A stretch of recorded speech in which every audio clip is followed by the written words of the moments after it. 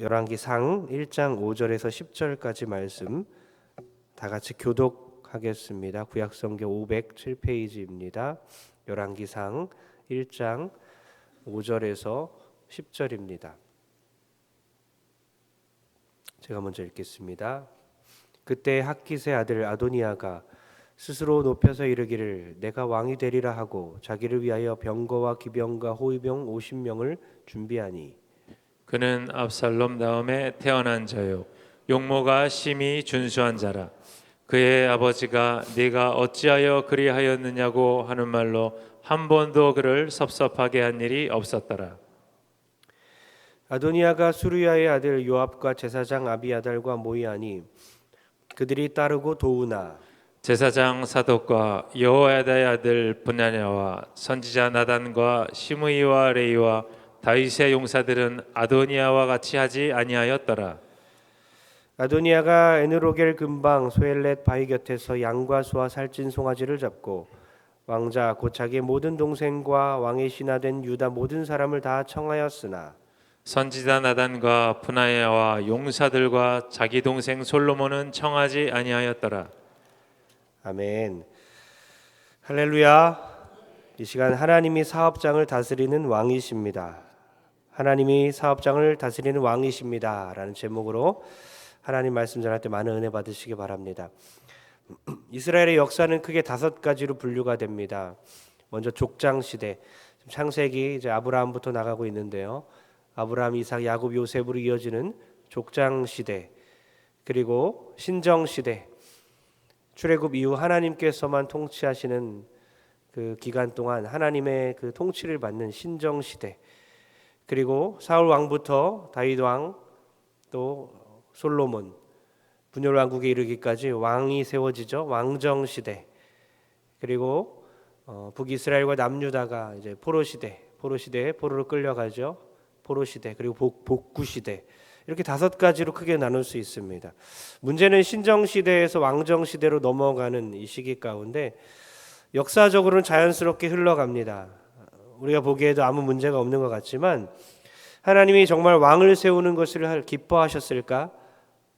하나님이 과연 왕정 시대 왕을 세우고 인간 중에 왕이 세워지는 것을 하나님이 기뻐하셨을까? 그것이 정말 하나님 뜻이었을까? 이런 질문을 하게 됩니다. 신정시대에서 왕정시대로 넘어가면서 초대왕 사울 왕이 세워집니다. 그는 하나님께 순종하지 않았어요. 불순종했습니다. 하나님께서는 이스라엘 백성들에게 우레와 비를 보내시면서 왕을 구한 것 자체가 잘못임을 깨닫게 하시죠. 이스라엘 백성들이 왕을 구한 왕을 구한 죄를 회개하면서 사무엘에게 이렇게 말해요. 우리가 죽지 않게 하소서. 우리가 모든 죄악 위에 왕을 구하는 죄를 더하였나이다. 우리가 모든 죄에 거기에다가 왕을 구하는 악을 더하였나이다. 그러니까 왕정 시대 하나님이 인간의 요구에 응한 것이지만 기뻐하는 뜻이 아니었다는 거죠. 왜 그럴까요? 왜 왕정 시대를 하나님은 기뻐하지 않았을까요? 왜 왕을 세워지는 일을 하나님이 기뻐하지 않았을까요? 한번 생각해 보십시오. 왜 그럴까요? 대답은 아주 간단합니다. 하나님만이 왕이시기 때문입니다. 우리는 그의 백성이기 때문입니다. 그래서 하나님이 왕이신데도 불구하고 이스라엘의 왕은 하나님이셨음에도 불구하고 인간 왕을 세웠고 이방 나라처럼 인간 왕이 있어야 우리가 안정이 되고 평화가 오고 왕을 신뢰하는 인간을 신뢰하는 그 문화 가운데 하나님을 덜 신뢰하기 때문에 왕정 시대는 하나님의 뜻에 맞지 않다는 것이죠. 마찬가지입니다. 오늘 가정에서 왕 대신 하나님, 그 아래 가장이 있어야 되고 부부가 있고 가정이 있어야 하는데 하나님을 가장자리로 밀어내고 내가 가장 높은 곳에 있다면 가장이 그렇게 된다면 잘못된 가정이 되는 거죠. 교회에서도 우리 주 예수 그리스도가 머리이심에도 불구하고 내가 머리가 되면 큰일 난다는 것이죠. 내 인생 가운데 주인이 누구입니까? 우리 왕 대신 예수 그리스도이시죠. 내가 되면 어떻게 됩니까? 아니 된다는 겁니다. 오늘 말씀 통해서 왕좌에서 아직 내가 내려오지 못하고 있다면 오늘 말씀 통해서 주님만을 우리 모든 삶의 영역 가운데 주인으로 모시고 왕으로 모시는 그런 귀한 결단의 시간 되길 부탁드립니다. 5절 한번 다시 한번 읽어보겠습니다. 5절입니다. 다 같이 오늘 말씀 찾았죠? 열왕기상 1장 5절입니다. 시작. 그때 학기세 아들 아도니아가 스스로 높여서 이르기를 내가 왕이 되리라 하고 자기를 위하여 병거와 기병과 호위병 50명을 준비하니 아도니아가 스스로를 높였다. 스스로 자기를 높였다. 스스로를 높이는 것은 참 위험한 행동입니다. 자기를 칭찬하고 자기를 높이고 인간이 그런 교만한 마음이 늘 우리 안에 있는데요. 다윗의 아내들이 참 많았는데요. 미갈, 아비가일, 아이노암, 마아가 핫깃, 지금 핫깃의 아들 아도니아라고 했죠. 또 아비달, 에글라, 바세바의 아들 솔로몬. 일부 일처제가 성경적인 것이죠. 왕이라는 정치 구조 속에서 최고의 권력자에게 아내를 많이 갖게 했습니다. 성경적인 것은 아니죠. 본문에서도 핫깃의 아들 아도니아가 그리고 바세바의 아들 솔로몬과 두 명으로 권력 구조가 나눠지고 후계자 구도가 나뉘어지어 나타나게 됩니다. 핫깃의 아들 아도니아가 권력을 잡고 스스로를 높였다. 자기를 위하여 군사력을 보강하였다. 그러니까 하나님께서 세워주시는 때가 있고 스스로가 자신을 높일 때가 있는 거예요. 그러니까 하나님의 타이밍이 있고 자기의 타이밍이 있는 것입니다. 하나님의 타이밍이 정말 중요해요. 근데 하나님의 타이밍을 어기면 늘 문제가 생기는 것입니다. 자기의 뜻이 하나님의 뜻을 넘어서면 안 되는 것이죠. 다윗은 늘 그랬어요. 사울을 죽일 수 있었습니다. 사울이 총명하지 않고 영적으로 둔해졌을 때에 다윗이 권력을 잡을 수 있는 기회가 너무나 많았지만 사울 왕을 죽이지 않았어요. 왜냐하면 하나님의 시간대가 있기 때문입니다. 하나님의 타이밍에 순종하기 원했기 때문이에요. 기다렸습니다. 끝까지 기다렸습니다. 근데 지금 다윗의 아들은 어땠습니까?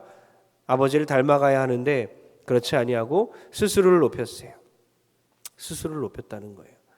신명기 17장에 보니까 왕을 세우는 방법들이 여러 가지가 나오는데요.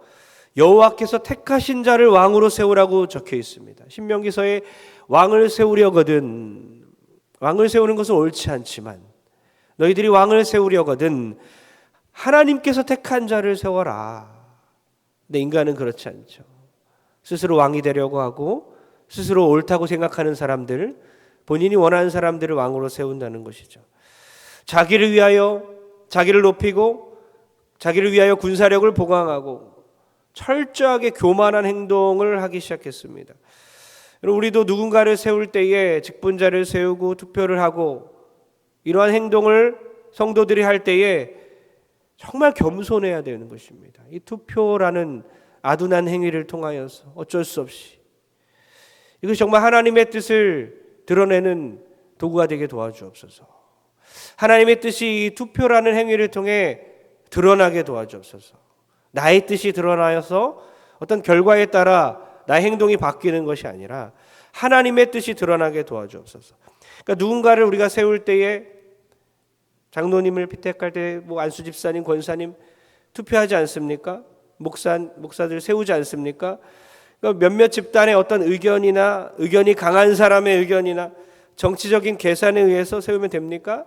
안 된다는 거죠. 절대로 안 된다는 것입니다. 하나님께서 세우셔야 되는 거예요.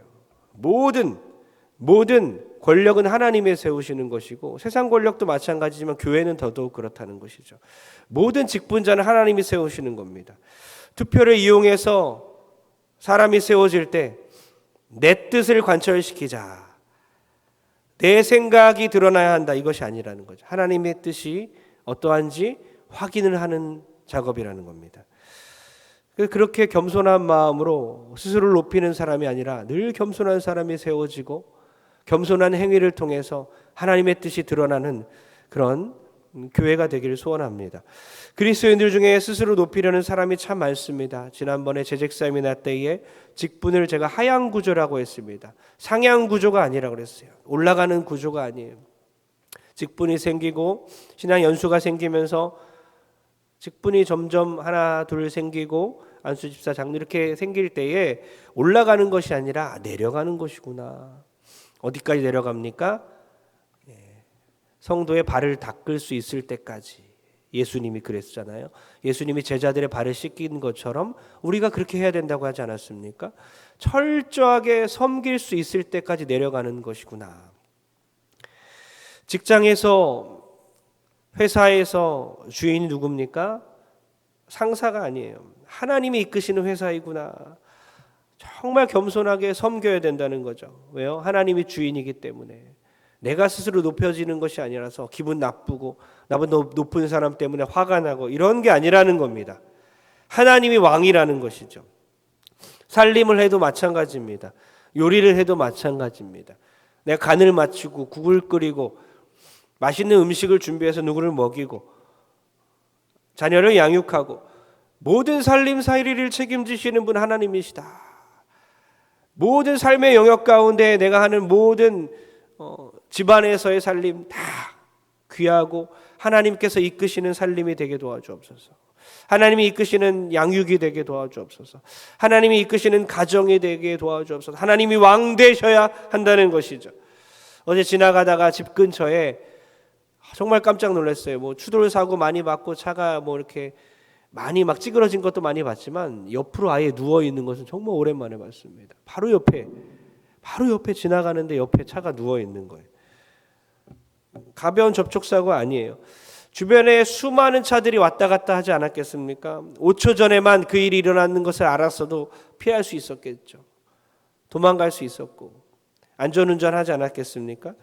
그러니까 모든 교통 상황의 주관자, 인간의 수명을 정하시는 분, 모든 생사화복을 주관하시는 분, 인간의 죽고 사는 문제가 왕께 달려있다는 것입니다. 진정한 왕이신 그 하나님, 왕 대신 하나님을 높이는 여러분 되기를 축복합니다. 내가 스스로 나를 높이는 것이 아닙니다. 철저하게 모든 삶의 영역 가운데 순간순간 사업장에서 하나님 높임 받아 주옵소서. 하나님 높임 받아 주옵소서. 나는 스스로를 낮춥니다. 하나님만 높임 받아 주옵소서. 여러분, 휘슬 부는 심판이 얼마나 중요한지 제가 정말 깨달았어요. 휘슬 부는 심판이 정말 중요하다는 거죠. 축구하면서 심판이 얼마나 중요합니까? 심판 없으면 난리가 납니다. 아수라장이 될 것입니다. 이거는 운동 스포츠 경기가 아니라 싸움터가 될 거예요. 아도니아가 스스로를 높이고 군사력을 보강하고 한쪽에선 솔로몬을 지지하는 세력으로 나뉘어졌는데 왜 그랬겠습니까? 왜 분열됐겠습니까? 다윗 때문이에요. 다윗이 마땅히 해야 할 일을 안 했다는 것입니다. 다윗이 훌륭한 사람이 맞습니다. 그러나 인생의 오점을 참 많이 남겼지만 그 중에 후계자를 세우는 일을 게을렀어요. 무기력했습니다. 분열을 일으켰어요.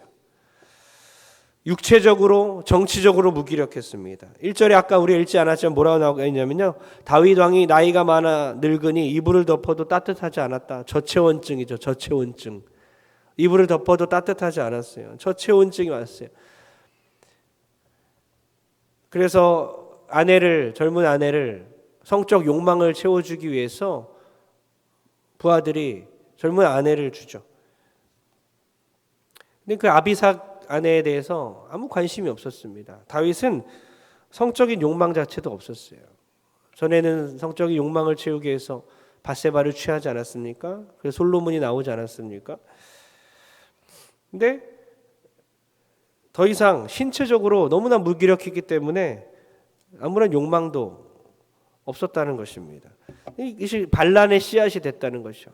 내가 왕이 되리라 하면서 아도니아가 나왔다는 것입니다. 정치적으로 무기력했어요. 정치적인 힘이 하나도 없었어요. 그러니까 반역이 일어나고 자녀들 중에 서로 죽이는 일이 발생하는 거예요.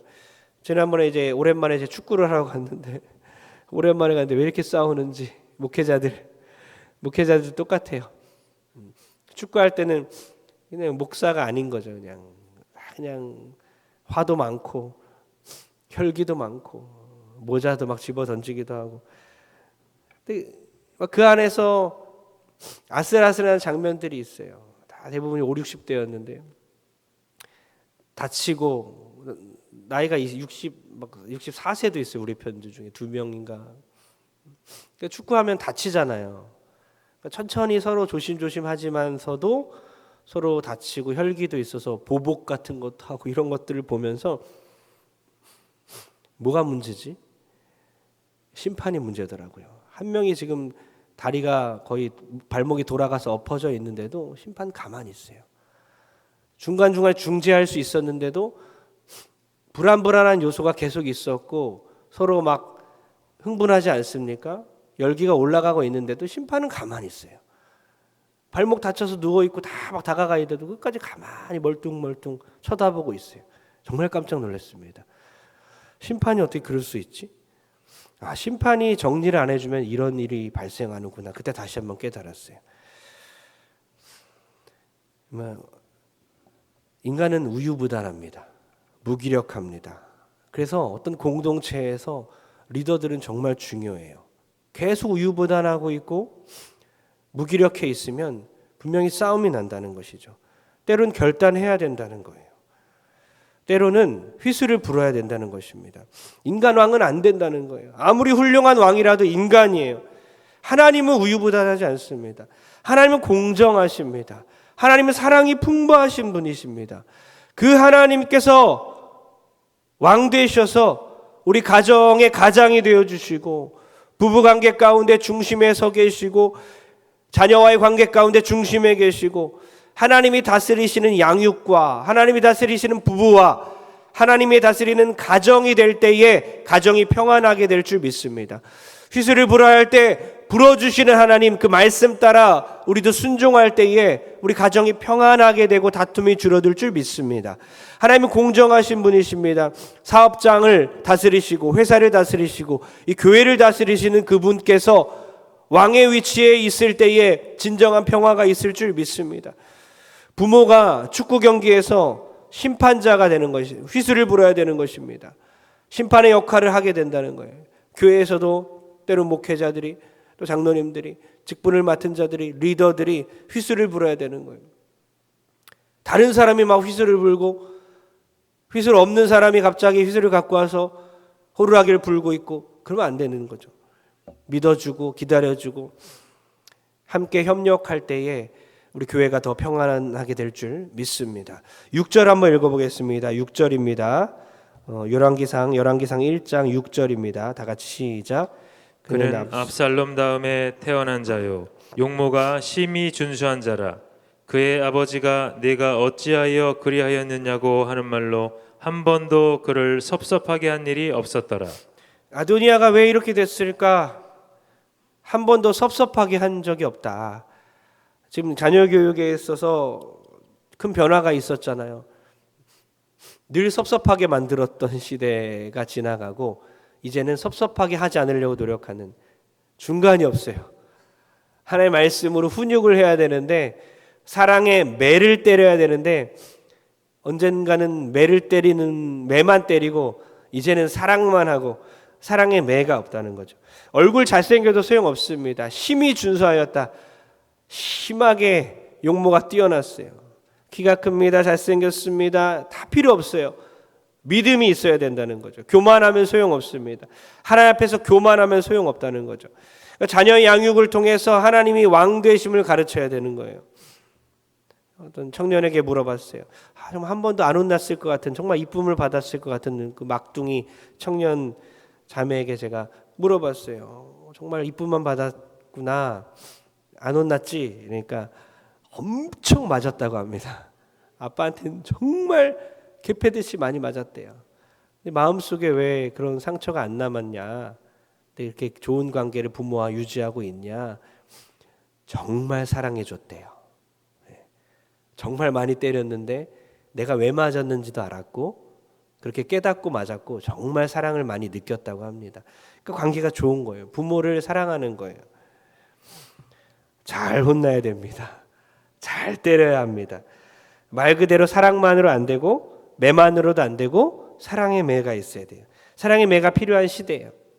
청교도 시대 때 청교도 정신으로 부모와 같이 예배드리지 않습니까? 미국에서도 영화 같은 데 보면 부모와 자녀가 예배드리지 않습니까? 늘 똑바로 정자세로 하나님께 예배하고 왕 대신 하나님 앞에서 어떻게 예배해야 될지를 가르치는 거예요. 안 가르치잖아요, 우리는. 교회에서만 열심히 가르치고 집에 가서는 안 가르쳐요. 혼날 때 혼나야 돼요. 중학생 되면 때릴 수가 없잖아요. 때리면 안 됩니다. 그 전에 때려야 돼요. 열심히 때리고 이제 중고등학생 되면 말로 가르쳐야 되고 말씀으로 가르쳐야 되고 결혼하게 되면 더 이상 터치 간섭하면 안 되잖아요. 그렇기 때문에 부모를 떠나기 전까지 열심히 가르쳐야 돼요. 이제 결혼해버려서 떠나버리면 그때보다 하나님의 말씀으로 사랑하고 계속 도전할 수밖에 없습니다. 누구 우리 정은미 권사님, 이상래 이사님 딸 둘 보면서 6년 전에 교회 처음 왔을 때 깜짝 놀랐어요. 초등학생들 아이들이 부모 옆에서 늘 예배를 드리는 거예요. 아, 이거구나. 저희 아이는 그때 5살, 2살이어서 예배 같이 드리기 힘들었는데 지금 어때요? 초등학생들과 부모들이 예배 드리고 있어요. 그 훈련을 젊은 집사님들이 하고 있습니다. 그리고 철야 예배 가운데 수예배 가운데 예배 드리려고 노력해요. 공예배를 그렇게 드리다 보니까 그 아이들이 이제 중학생이 되었는데 그 집사님, 권사님 두 분의 가정에서 철저한 자녀 교육을 하고 우리 교회에서 그렇게 하는 것을 보면서 나중에 보니까 아이들이 중학생인데 수예배 안 빠지고 드리고 철야 예배 안 빠지고 드려요. 어른 성경 공부까지 들어와요. 다 이해하고 받아들이고 있어요. 계속 하향 조정해서 수준을 낮춰서 아이에게 맞추는 게 아니라 모두가 함께 드리는 어른에 맞춰서 예배하는데도 따라오더라는 것입니다. 이게 교육의 힘이라는 거죠. 정말 사랑의 매로 잘 때렸으면 좋겠어요. 17세기 영국 17세기에 매맞이 종이라고 있죠. 매맞이 노예인데 말 그대로 매만 맞는 거예요. 왕자를 위해서 주인을 위해서 주인이 잘못하면 주인의 아들이 잘못하면 대신 맞는 겁니다. 왕자는 자기가 잘못했는데도 자기는 혼나지 않고 그 잘못을 다 누구에게 뒤집어 씌우고 그 매맞이 노예가 대신 맞는 거예요. 그 매맞이 노예가 누구시죠? 네, 맞습니다. 이 땅에 오신 예수 그리스도. 하나님께서 우리를 혼내야 되는데 불구하고 그 죽을 죄를 대신해서 예수님이 다 맞아버립니다. 십자가의 고통을 통해서 십자가의 대가를 치르면서 매를 맞으신 거죠. 그분께서 우리를 너무나 사랑하시는 거예요. 우리 사랑의 매를 예수님을 통해서 대신 맞아서 이제 우리가 살게 되었다는 것입니다. 우리도 다음 세대 가운데 또 우리의 자녀 세대 가운데 정말 삶의 통치자이신 하나님, 그분 생명 붙들고 그분만 붙들고 살아갈 수 있도록, 그분이 왕 대신 삶을 살아갈 수 있도록 자녀를 잘 양육하여서 아도니아 같은 자녀가 한 명도 나오지 않길 주의로 축원합니다. 결론 내립니다. 왕께서 다스리는 곳은 분열이 없습니다. 진정한 왕이 오셔야 된다는 거죠. 열왕기상에서 이제 열왕기하 끝까지 가면요, 계속해서 분열 왕국이 되고 갈등과 분열, 10지파가 다윗 왕조를 배반하고 북이스라엘과 남유다로 나눠지면서 북이스라엘의 모든 왕들이 하나님을 배반하고 남유다의 많은 왕들이 우상 숭배하고 하나님을 배반하고, 그 결과 북이스라엘은 아수르에 의해서 멸망당하고 남유다는 바벨론에 의해서 멸망당하는 끝인 것처럼 보이지만 결국엔 뭐예요? 다윗 왕조를 통해서 계속해서 소망을 이어가시는 하나님의 섭리, 메시아 대신 우리 주 예수 그리스도를 이제 보내주시는 거예요. 그것을 붙들고 살아가는 것입니다. 결국에 진정한 왕이 오실 것이다. 진정한 왕이 오실 것이다. 마찬가지입니다. 영원히 분열되고 있는 이 교회들, 한국 교회들, 한국 사회, 진정한 왕께서 다스리시고 통치하시면 하나가 될 줄 믿습니다. 사업장이 분열되고 있습니까? 가정이 분열됩니까? 여전히 분열 가운데 있습니까? 하나가 안 되어 있습니까? 교회가 분열되어 있나요? 주께서 통치하시면 될 줄 믿습니다. 내 인생 불안하고 건강도 잃고 돈도 부족하고 인간관계도 때로 힘들지만 주께서 통치하시면 된다. 주님만이 나의 왕이십니다. 나의 사업장을 왕께서 다스려 주시옵소서. 나의 가정과 교회를 왕께서 다스려 주시옵소서.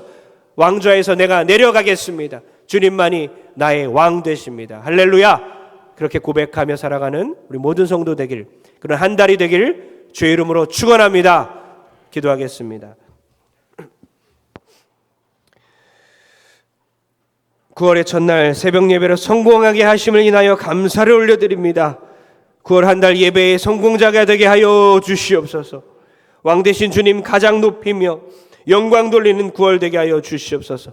더러운 죄인인 나를 살려주신 십자가 은혜 생각하면서 우리 주 예수 그리스도가 나의 삶의 주인이 되게 도와주옵소서. 감사 넘치는 9월 한 달 되게 도와주시옵소서. 기쁨 넘치는 한 달 되게 도와주옵소서. 회사에서 당당히 복음 전하는 우리 교회 집사님, 권사님, 장로님 되게 도와주옵소서. 모든 성도들, 회사원들 되게 도와주옵소서. 동선교회를 자랑하는 9월 한 달 되게 도와주옵소서. 사업장을 다 다스려 주시옵소서. 모든 경제권을 주님께 맡겨드리게 도와주옵소서. 주님 통치하여 주시옵소서. 가정에서 부부간 소통이 열리게 도와주시고 자녀와 소통이 회복되게 도와주시고 가정이 왕 되신 주님으로 인하여 살아나는 9월 한 달 되게 도와주시옵소서. 원래 하나이었던 부부가 분열되었습니까? 다시 하나 되는 역사가 일어나게 도와주옵소서. 왕 되신 주님, 왕 되신 주님, 나의 왕좌에 주님이 앉아 주시옵소서. 우리 자녀들 주님께 맡깁니다. 험한 세상에서 믿음으로 성장하게 도와주옵소서.